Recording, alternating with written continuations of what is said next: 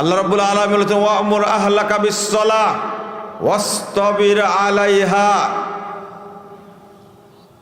তুমি তোমার পরিবারকে সালাতে নির্দেশ দাও, নিজেও সালাতে অভ্যস্ত থাকো।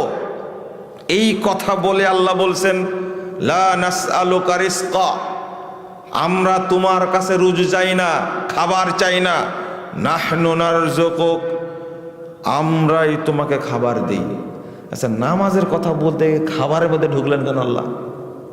বুঝেননি কথা? বুঝবেন না, অনেক সময় লাগবে।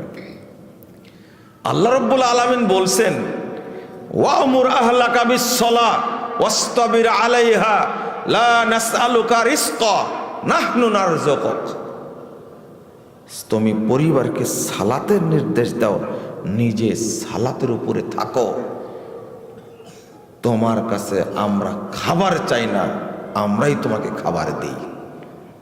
একসঙ্গে নামাজের সাথে খাবার কেন? আর আমরা আগে খাবারের চিন্তা করি, তারপরে কিছু চিন্তা নামাজের চিন্তা, তাই না? কাজকর্ম করে সব শেষ করে তারপরে কি ওয়াক্ত কখন হয়েছে কোনো চিন্তা করি না।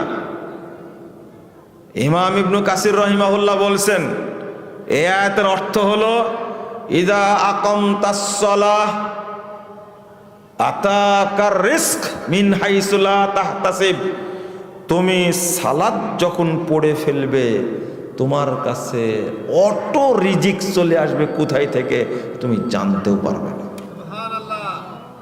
আল্লাহ বলে দিচ্ছেন তুমি সালাতের ডিউটি পালন করো, রুজি দেওয়ার দায়িত্ব কার? আমার। খাবার দেওয়ার দায়িত্ব আমার। আল্লাহ আপনাকেও বলছেন, আপনার পরিবারকেও বলছেন, দুইটা একসঙ্গে। কে বুঝে কথাটা? ইমাম সুফিয়ান সাউরি বলছেন লা নুকাল্লিফুকা তলাব, আমি আল্লাহ তোমাকে খাদ্যের সংগ্রহ করার জন্য কোনো কষ্ট দেব না। এই আয়াতের অর্থ হলো আপনি সালাত পূর্ণ করেন, খাবার কে দিবেন? আল্লাহ। তবে হ্যাঁ, তবে আপনি চেষ্টা করছেন খুব আয় রোজগার করার, তাই না? এই চেষ্টা করছেন, করতে করতে করতে মারা যাবেন, এরপরে আপনার সম্পদের লোভ কি শেষ হবে? শেষ হবে না। কিন্তু যে ব্যক্তি সালাতকে প্রাধান্য দেয় ওই ব্যক্তির কিন্তু তেমন চাহিদা নাই। যতটুকু আছে আলহামদুলিল্লাহ, যতটুকু আল্লাহ দিয়েছেন অতটুকুই আলহামদুলিল্লাহ। কিন্তু একজন ধনী লোকের কিন্তু আলহামদুলিল্লাহ বলার সুযোগ নেই, ও পড়ে না, ও চিন্তাও করে না। ধনী লোক এটা চিন্তা করে না।